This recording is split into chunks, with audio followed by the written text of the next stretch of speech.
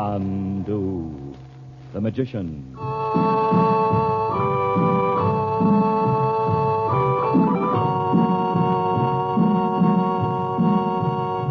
Good evening, ladies and gentlemen. The makers of White King granulated soap present for your enjoyment Chandu the Magician.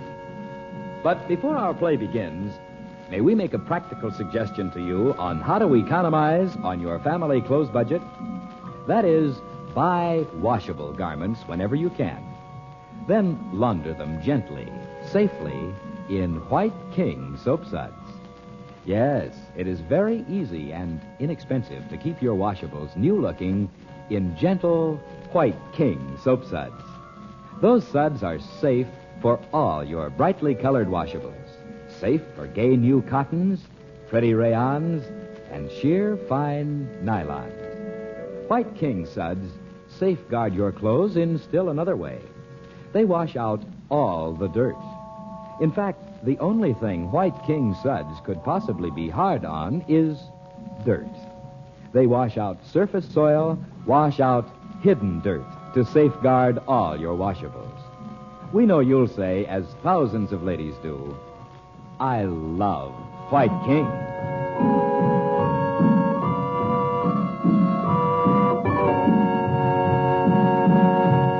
By his magic powers, Frank Chandler has recovered the precious emerald box entrusted to him by the yogi in India, where he had become known as Chandu the Magician.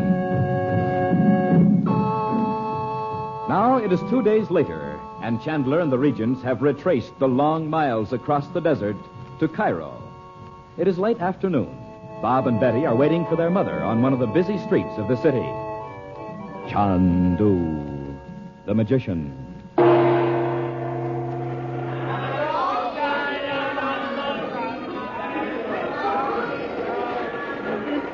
Bets, let's go look for Mom. It shouldn't take her this long to get her hair done. I shouldn't think so either. It's almost 5 o'clock.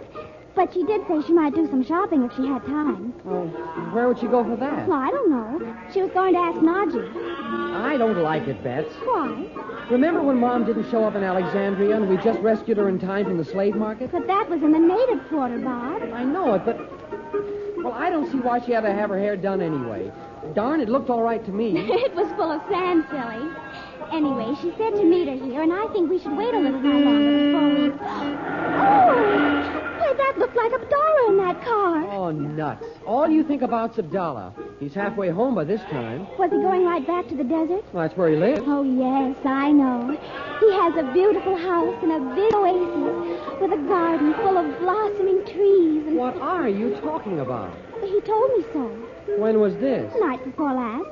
The night the storyteller told that story about the eyes of Bhutanese. Didn't that sound marvelous out there in the desert? That weird music and the stars. Hey, I thought Abdallah wasn't supposed to talk to you. Oh, well... Uncle Frank will tell him off. And you, too. I only talked to Abdallah for about 2 minutes. You needn't be so... Oh! For Pete's sake.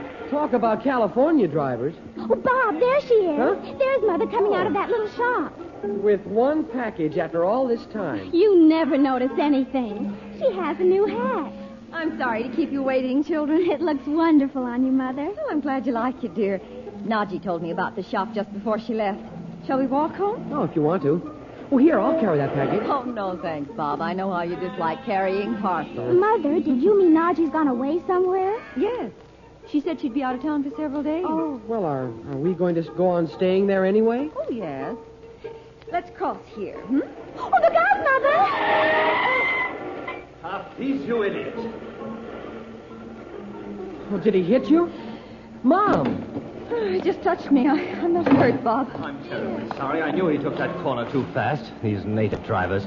Are you hurt? No, really. The bumper just touched me. Oh, good. These streets really are too narrow. That's no excuse, I know. I should have been watching. Well, children, shall we try again? Oh, please, let me take you home. Well, it's the least I can do. Oh, no, thank you. It's only a little way, and I'm really quite all right. Are you sure, Mother? Here, let me fix your hat. Her hat. When she might have gone right under the car. Look here. I'm going to insist. Why don't you let him give you a lift, Mom? You look kind of white. Yeah. It's not at all necessary, Bob. Come on, please.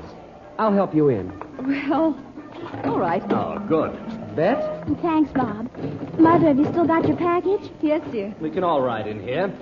I'll take the jump seat. All right, Hafiz.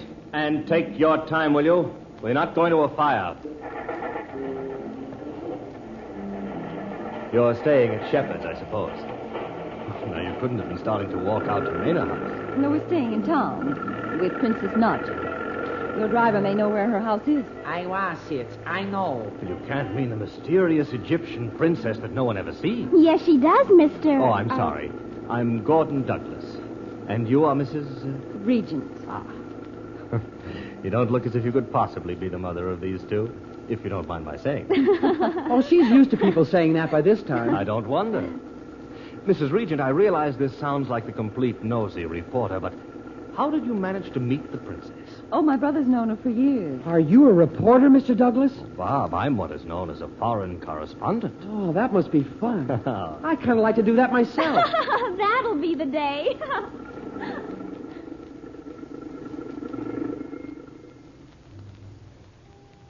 So this is where she lives, huh? Behind a high wall, like a true... Oh, but on the other side, the garden runs right down to the river, and you ought to see the inside of the house. It's like a picture out of the Arabian Nights. Well, why don't you come in and see it if you want to? Mrs. Regent, do you think the princess would mind? Why, I don't suppose so. Well, she's not even here, Mom. Why should she care? Then is it all right with you, Mrs. Regent? Oh, certainly. Do come in for a few minutes. Thank you. I'll go ring the bell while the rest of you get out.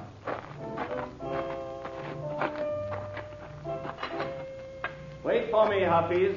Hello, Saeed. We're back.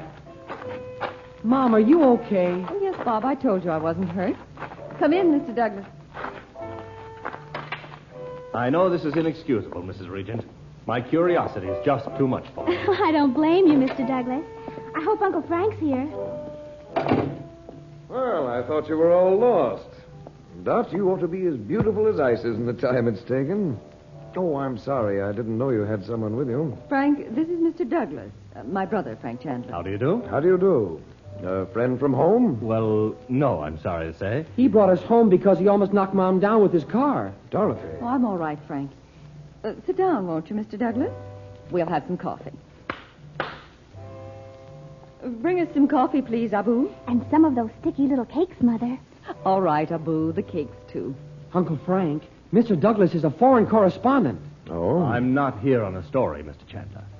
As I told Mrs. Regent, when I heard she was staying with the legendary Princess Naji, my curiosity overcame me. In fact, if Bob hadn't suggested my coming in, I'd have spent the evening trying to wangle an invitation. The princess doesn't make many social engagements. From what I've heard, she makes none at all. Mrs. Regent, you weren't by any chance related to Robert Regent, the scientist who was drowned on the Athenia? What? What made you think of that? Oh, I don't know, except that putting two and two together is my business. It isn't an ordinary name, for one thing. And Regent was supposed to have worked in Egypt at one time. And then your son is named Bob, and so... Was he your husband? He still is. You don't mean to say he's alive. Is he living here, too? Would he give me an interview? We don't know where he is, Mr. Douglas. That's why we came over from California, to find him. What a story. I hope not, Mr. Douglas. Was he doing some kind of secret work over here during the war? Not so far as we know. You know, when that list of atomic scientists was published, I couldn't help wishing Regent's name could have been on it. If ever a man was needed, he was. Mother, you know I told you I bet Daddy was... Betty. Oh, I'm sorry. Oh, here's our coffee. I'll pour it, Abu, thank you. Mr. Douglas? Oh, thank you. I'm sorry, I can't drop the subject now. Are you sure Regent is alive? We have reason to think so, yes. Your coffee, Frank. Well, thanks, Don. Then why don't you know where he is? It's a long story, Mr. Douglas. Too long to go into now. I see. Didn't mean to dig up family skeletons. I beg your pardon. I beg yours, Mrs. Regent. I shouldn't have brought up the subject in the first place. But you know, the possibility of Robert Regent being alive. Oh, it's fantastic. Would you mind telling me what you meant by family skeletons, Douglas? Well, I meant the old story of the disappearing relative. But I needn't have mentioned it. If you mean Dad ran off and left us... No, not at all, Bob. I didn't know your father, but I'm sure no one ever suspected any such thing. Well, just what was the story? If you want it spelled out, I meant the vanishing cousin or whoever he was, disappeared from the face of the earth about the time Regent was drowned. There was some talk in Washington that he had saved himself at Regent's expense. This relative went off to India, didn't he? Well, now that you mention it, I think I have heard that. I used to hear rumors about him in Washington once in a while. Oh, but this must be an unpleasant subject. I'm sorry. A thoroughly bad hat, to quote my English friends. A brother-in-law, though, not a cousin. Well, I had... Oh, good Lord, Chandler, you? I have put my foot in it. I don't know what to say. Children, don't. No, I'd better go before I make more of a fool of myself than I have. My apologies, Mr. Chandler. As a matter of fact, Douglas, I'm quite pleased to know what's being said about Oh, me. but it was years ago, anyway. Now, look here. I've almost killed your sister. I've certainly not endeared myself to, well, to the rest of you. You must let me make it up to you, huh? Well, there's no need of that. Of course Now, not. won't you all have dinner with me at Mena House tomorrow night? Well, I'm not sure I'll be in Cairo. I'm expecting to be away on business. I'm sorry. But you'll come, won't you, Mrs. Regent? And Bob and Betty? Well, thank you. We'd like it very much. Splendid. And Chandler, you're included if you find you can make it. Thanks. Now, don't bother to come to the door. I'll find my way out. Oh, Betty and I'll go with you. Good night, Mr. Douglas. Good night, Mrs. Regent. Good night. Dot. Is this what it does to you to buy a new hat? Oh, I forgot to take it off. I wasn't just trying to be formal. Accepting a dinner invitation from a fellow you never saw before. You don't know who he is. Well, you're going with us if you're still here. Well, I may not be here. Well, you can find out about him tomorrow. But, Dot, if he's just who he says he is, why shouldn't we have dinner with him? You know, this isn't at all like you, Dot. Oh, yes, it is, Frank.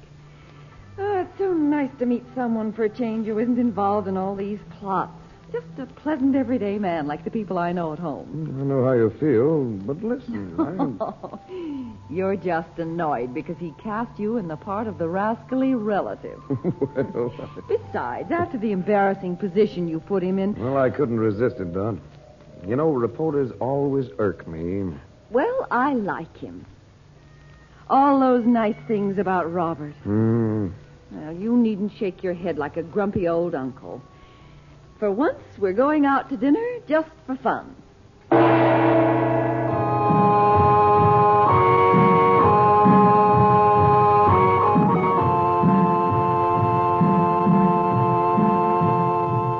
Now, before we say goodnight, we pause to suggest that you and every member of your family join us every weekday night to hear Chandu the Magician.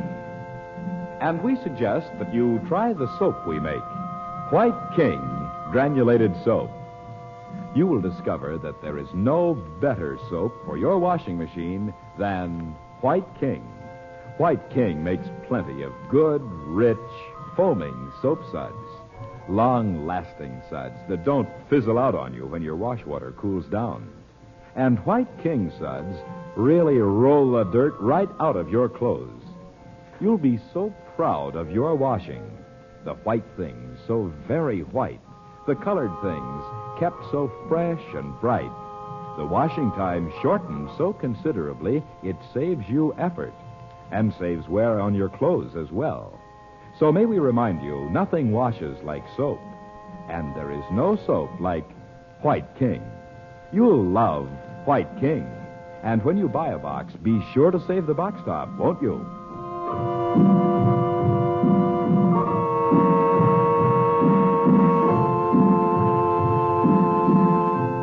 Chandu the Magician is presented for your enjoyment every weekday evening. Dorothy Regent was played by Irene Tedrow. Your announcer is Howard Culver. The makers of White King invite you to listen tomorrow at this time when the story resumes. Chandu the Magician. This is the Mutual Don Lee Broadcasting System.